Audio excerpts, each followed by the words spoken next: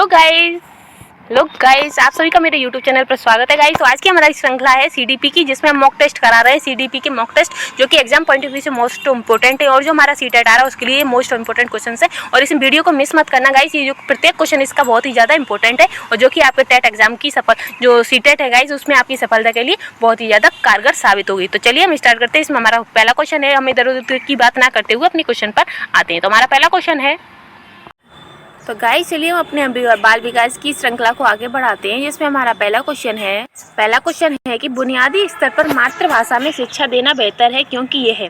यानी कि जो बुनियादी स्तर होता है उसमें जो मातृभाषा यानी कि जो घर में बच्चा सीखता है, अपनी मातृभाषा सीखता है, उसमें शिक्षा देना बेहतर है क्योंकि यह अधिगम को सरल बनाएगा, यह बच्चों में आत्मविश्वास का विकास करेगा, यह बौद्धिक विकास में सहायता करेगा, यह प्राकृतिक वातावरण में बच्चों को सीखने में सहायता करेगा। तो इसका आंसर हो जाएगा कि जो हमारी बुनियादी शिक्षा होती है जो वो क्या कहते हैं, मातृभाषा में शिक्षा देने का एक फ़ायदा ये होता है क्योंकि जो प्राकृतिक वातावरण में बच्चों को सीखने में सहायता करेगा। तो इसका आंसर हो जाएगा चौथा। आगे बढ़ते हैं। नेक्स्ट है कि श्यामपट्ट पर लिखते समय सबसे महत्वपूर्ण क्या होता है। जब कोई टीचर श्यामपट्ट पर लिखता है तो उसका सबसे महत्वपूर्ण क्या होता है? लेखन की स्पष्टता, या अच्छी लिखावट, या बड़े अक्षरों में लिखना, या छोटे अक्षरों में लिखना। तो गाइस हमें जब हम श्यामपट्ट पर लिखते हैं तो हमें बड़े अक्षरों में लिखना चाहिए ताकि प्रत्येक बच्चा उसे पढ़ सके, आगे बैठने वाला भी और पीछे बैठने वाला भी। ठीक है गाइस, आगे बढ़ते हैं। नेक्स्ट है कि आपकी कक्षा में एक छात्र देर से आता है, आप यानी कि अगर आपकी क्लास में कोई बच्चा है जो देरी से आता है तो आप क्या करेंगे उसके साथ?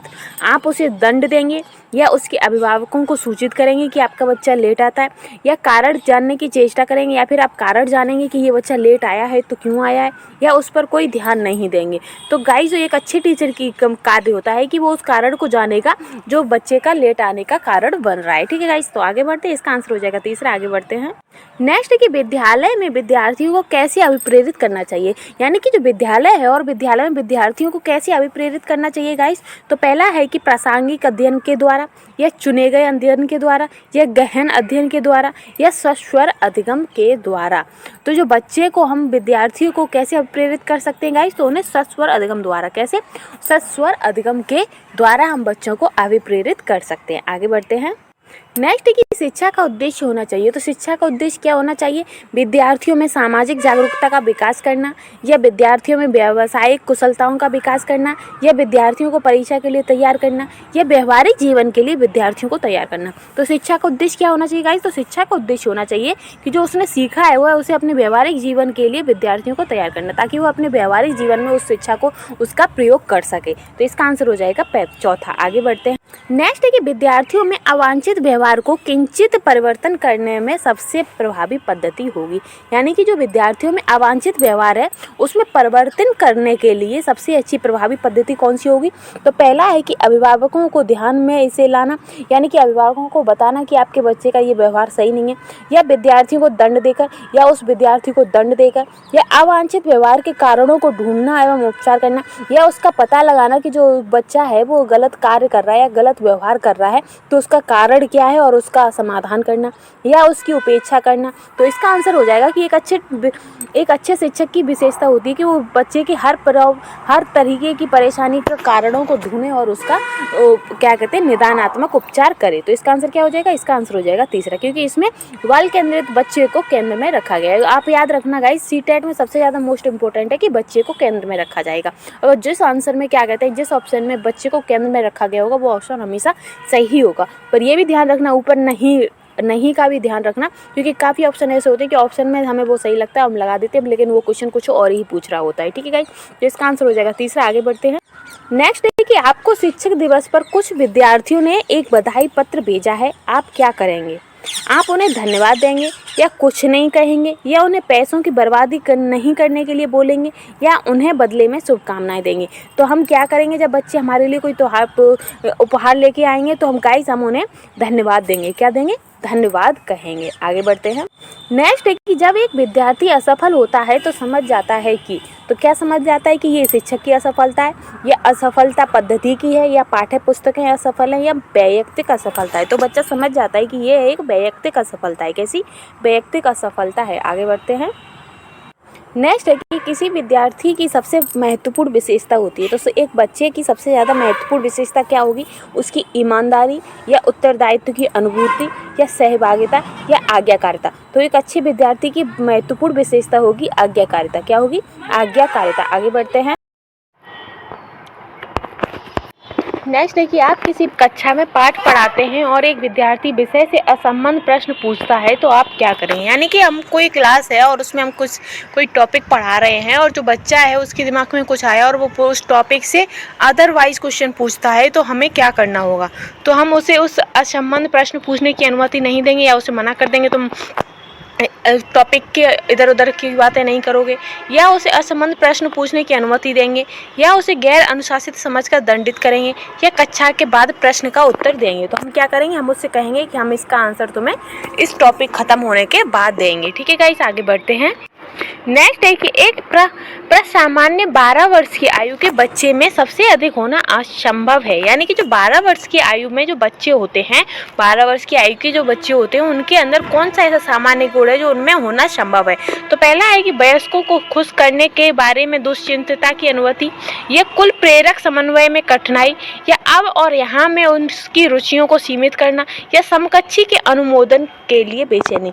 तो उनके जो 12 वर्ष के बच्चे होते हैं उनके लिए होता है कि वो समकक्षी के अनुमोदन के लिए बेचैनी उनके अंदर होती है। अपने जो सहपाठी हैं, अपने जो समकक्षी हैं, उनके जो साथ के जो उनके दोस्त हैं गाइस, उनके साथ उनका बैठना उठना और उनके साथ रहने की उन्हें बेचैनी रहती है। आगे बढ़ते हैं।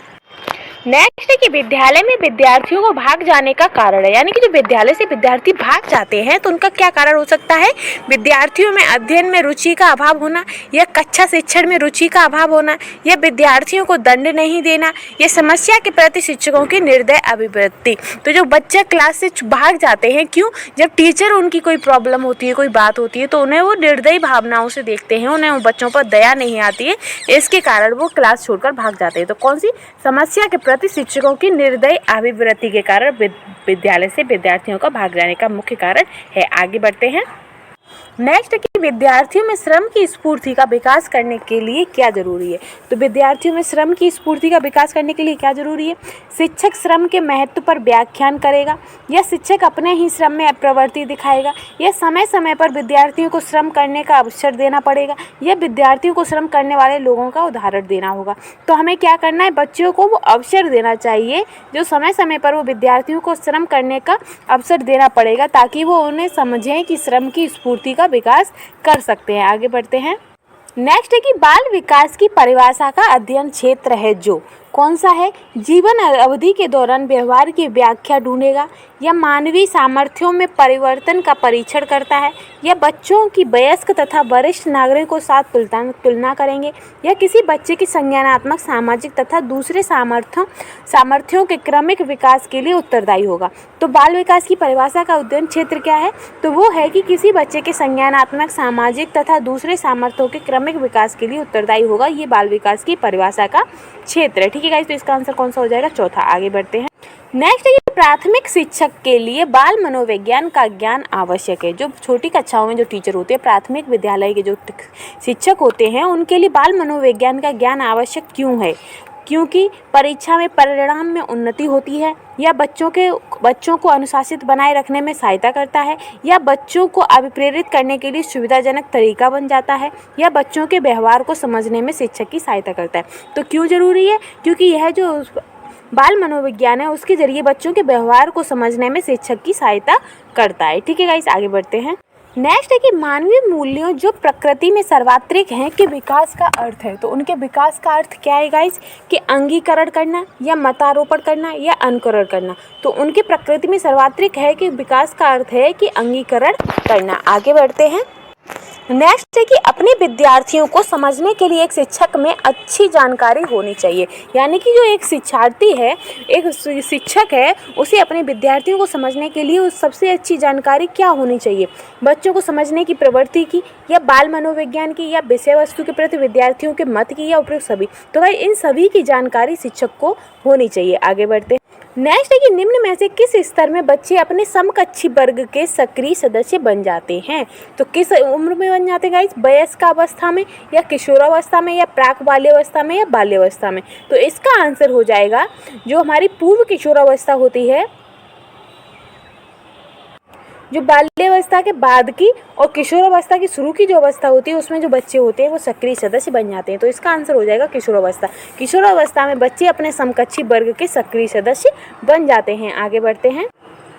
नेक्स्ट है कि मनोचित्रण का संदर्भ है। जो मनोचित्रण होता है तो उसका संदर्भ क्या है?